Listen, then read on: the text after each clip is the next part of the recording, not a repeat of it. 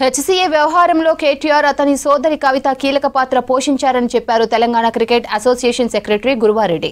HCA అవకతవకల్లో quid pro quo జరిగిందని తెలిపారు. సిఐడి దర్యాప్తులో చాలా విషయాలు వెలుగులోకి వస్తున్నాయని తెలిపారు. కమిటీలో మినిస్టర్లు ఉండొద్దని నిబంధనలో ఉన్నా బీబీసీఐ ఇన్ఫర్మేషన్ టెక్నాలజీ సబ్ కమిటీలో కేటీఆర్ ఉన్నారని తెలిపారు గురువారెడ్డి. ఆడిట్ రిపోర్టులో కూడా అవకతవకలకు పాల్పడినట్లు వివరించారు. 10 ఏళ్ల నుంచి ఒకే ఆడిట్ రిపోర్టును ప్రతిసారి కాపీ పేస్ట్ చేసి పాస్ చేస్తున్నారని చెప్పారు గురువారెడ్డి. బీసీసీఐ కాన్స్టిట్యూషన్ వాళ్ళ మెంబర్లందరికీ కూడా సుప్రీంకోర్టు ఏం చెప్పిందనంటే ఖచ్చితంగా ప్రతి స్టేట్ అసోసియేషన్ వాళ్ళ కాన్స్టిట్యూషన్ కాపీ కొట్టాలి, అందులో ఉన్న రూల్స్ అన్నీ పాటించాలి అని చెప్పింది. బీసీసీఐ కాన్స్టిట్యూషన్కి సంబంధించిన ఏదైతే మేజర్గా మెంబర్షిప్ సంబంధించిన ఇష్యూ ఉన్నదో అందులో అసోసియేట్ మెంబర్ అనే క్లాజు వీళ్ళు హెచ్సీఏ వాళ్ళు పాటించకుండా 2018 నుంచి ఇప్పటి వరకు కూడా పబ్లిక్ని, ప్రజల్ని, క్లబ్లని, క్రికెటర్లందరినీ మోసం చేస్తున్నారు.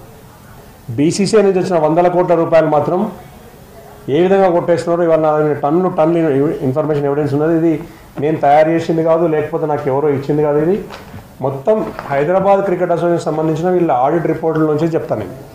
పేబుల్స్కి సంబంధించిన పంచాయతీలలో అప్పుడు మంత్రి గారి సహాయం తీసుకొని వీళ్ళు క్విడ్ ప్రోకో పద్ధతిలో ఈయనకు ఐటీ బోర్డులో బీసీసీఐ బోర్డులో పెట్టుకున్నారు. బీసీసీఐ బోర్డులో పెట్టిన తర్వాత బెనిఫిట్ ఏంటంటే ఈ వచ్చే డబ్బులు, బీసీసీఐ వచ్చే డబ్బులు కానీ, ఐపీఎల్ టికెట్లే కానీ వీటికి సంబంధించింది eventsnow.com ఇది నేను చెప్పాలి. ఆయన రాజ్ బాకాల వాళ్ళ బామ్మరిదే ఆయన రాసిన ఉత్తరంలో ఏమన్నానంటే ఇగో నేను 2019లో eventsnow.com which I have been professionally associated or engaged exclusively for the 2019 IPL season